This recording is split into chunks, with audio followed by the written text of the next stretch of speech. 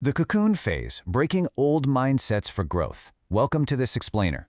If you're tuning into this, it tells me something about you right off the bat. You're a focused learner. You're the kind of person who actively chases growth and isn't afraid to look inward to find that next level.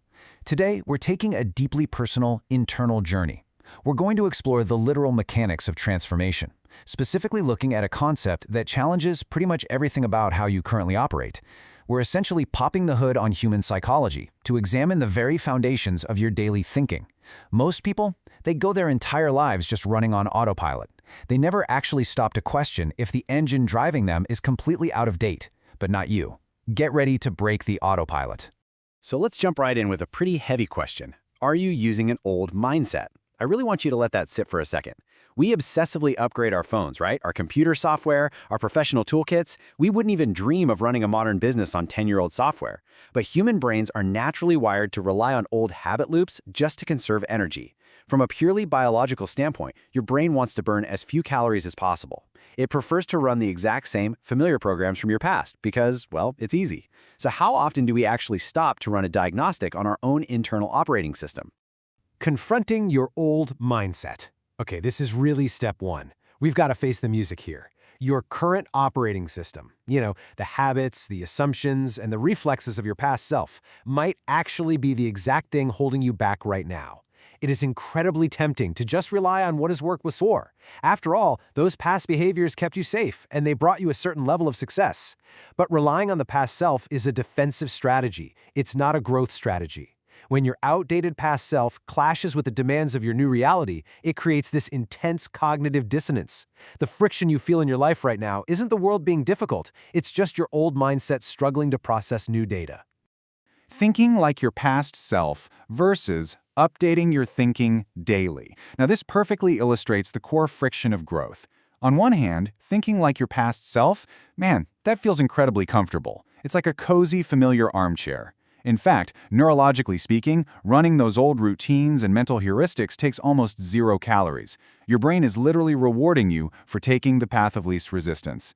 But on the other hand, updating your thinking daily is an active, deliberate, and frankly exhausting effort. You are forcing neuroplasticity, the literal rewiring of your brain's neural pathways. It takes work, but it's absolutely the only way to ensure your mental software is actually equipped for the complex challenges of today rather than just celebrating the victories of yesterday. Can old beliefs build new success? Think about that for a minute. The framework that got you to your current level of achievement was perfectly designed for that specific destination. It did its job beautifully. But if you're trying to cross the bridge to a completely new destination, you can't just use an outdated map. You are entering uncharted territory. The skills that made you a great individual contributor are not the same beliefs needed to be a visionary leader. The mindset of survival is definitely not the mindset of abundance. Simply put, what got you here will not get you there. The blocker is you. And yeah, this brings us to a really tough pill to swallow. We absolutely love to externalize our problems, don't we? We blame the economy, our crazy schedules, our industry, the people around us. It's a fantastic psychological defense mechanism to avoid taking responsibility. But when we stripped all of that noise away, the narrative antagonist shifts. Those external forces, they aren't the real problem. Your own internal limits, drawn by your old mindset, are the actual walls of the box you're currently trapped in. You are the architect of your own ceiling. Avoidance checklist. What are you avoiding right now? Is fear stopping your next step? Why delay your own growth? Okay, these are definitely not rhetorical questions. They are a diagnostic tool. Every single time you delay sending that email, every time you put off that difficult conversation, every time you avoid a necessary but uncomfortable step, you are actively choosing the comfort of your old mindset over the potential of your new success. You are letting the phantom pain of avoidance dictate your actual reality. Let's slow down for a second and really look at this one. What is your mind hiding? Whenever you hand yourself an excuse like, oh, I don't have time, or I'm just not ready yet, or I need to do more research, what's the actual truth buried underneath all that? Your mind is an absolute master of self-preservation. Your amygdala is specifically designed to create fear of the unknown just to keep you safe from perceived threats. It is incredibly skilled at protecting you from psychological discomfort, and it will hide your true potential behind a massive wall of very rational-sounding, highly convincing fears. What if you're the blocker? So we come back to this massive pivot. If you are the obstacle, well, that means you're also the solution. And that is an incredibly empowering shift in how we look at our own stagnation. You no longer have to wait for the world to change or for circumstances to magically align perfectly. If the blockage is internal, then the key to unlocking your next level is already entirely in your hands. Inside the cocoon phase. So how do we actually link this psychological realization to our broader journey? Well, once we accept that our old mindset is the blocker, we enter a really specific, highly vulnerable state of transition. It is time to completely reframe the fear, the doubt, and the hesitation you might be feeling right now. What you're experiencing isn't failure, it's the architecture of change. The cocoon phase, the uncomfortable space where old mindsets are broken to build new success.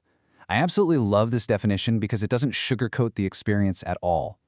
We love to romanticize transformation, but the reality, it's gritty.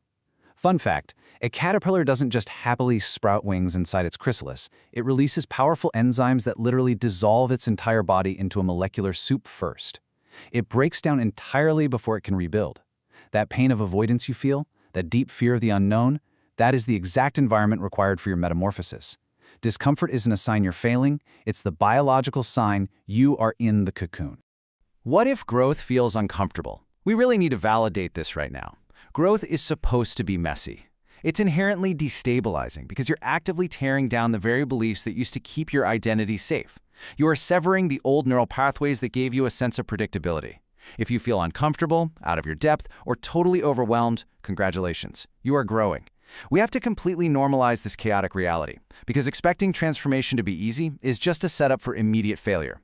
Reacting versus reframing today. This presents an active choice you have to make every single day. When you feel that discomfort of the cocoon phase, you've got two options. Are you reacting? Which usually just means retreating back under the protective shell of your old mindset, letting your amygdala run the whole show. Or are you reframing today? Consciously deciding to view that exact same discomfort as the vital fuel for your growth? Reframing is how you force that neuroplasticity. It's taking the raw energy of anxiety and redirecting it right into the physical construction of your new success. Step 1, the past self. Step 2, the cocoon. Step 3, becoming. Let's just map this metamorphosis out chronologically. It starts with step 1, your past self, anchored safely in those old beliefs. But eventually you hit some friction, and that forces you right into the middle. Step 2, the cocoon, defined by fear and discomfort. The final stage is step 3, becoming, where you build new success. The thing is, most people get permanently stuck right in the middle because they misinterpret the fear. They see the discomfort of step 2 as a massive stop sign. But when you zoom out and look at the complete map, you realize the cocoon isn't a dead end. It's just a temporary, messy bridge you have to cross to reach your new self. Choosing fear versus choosing clarity. Look, crossing that bridge requires you to understand that lingering in the dark is a choice. You're either choosing fear, letting those temporary emotions and the chaos of the whole transformation overwhelm you, or you're choosing clarity. Clarity is like lighting a lantern in the dark. It's seeing beyond the immediate, visceral discomfort to the logical necessity of your evolution. It's knowing that the process of breaking down to build up biologically works if you just commit to it and stop trying to put the caterpillar back together. Your next bold shift. Okay, this brings us to the final phase in this explainer. We're moving out of passive reflection and stepping right into an active, forward-looking awakening. You understand the mechanics of the cocoon now. You understand why it hurts and exactly why it has to happen. Now it is time to break out of it and harness that momentum. Can you see beyond emotions? To make this shift, I really have to challenge you on this. Can you strip away the temporary panic, that imposter syndrome, the fear of failure, that the cocoon artificially generates? Because these are really just biochemical reactions trying to keep you small and safe. If you can look past those fleeting feelings, what remains is cold, hard logic. You absolutely must evolve to survive and thrive. The pain of staying the exact same is ultimately so much greater than the temporary pain of changing. What if success needs new thinking? This connects us right back to the very beginning of our journey today. We've officially closed the loop. Upgrading your mindset isn't just some nice theoretical self-help exercise, it's the fundamental non-negotiable requirement for reaching your next level of success. Your mind is the engine. If the engine is capped at 50 miles an hour by an old operating system, it doesn't matter how hard you press the gas pedal. You've got to install the new thinking first. The awakening. Who are you becoming today? Are you ready to think bigger? Can you trust yourself today? You have the tools now. You know the terrain. You understand that the friction you're feeling is not a flaw. It's a required part of the biological and psychological process. It's time to step out of the molecular soup and take absolute, uncompromising ownership of your emergence. You are no longer defined by your past self's defensive limitations. What is your next bold shift? I want you to identify it right now. As soon as this explainer ends, what is the single immediate action you absolutely must take? Not tomorrow, not next week when you magically feel ready, because as we've learned, the brain is never voluntarily going to feel ready to face discomfort. What is the action that proves you have updated your thinking today? Make the call, send the pitch, take the step. What if now is your moment?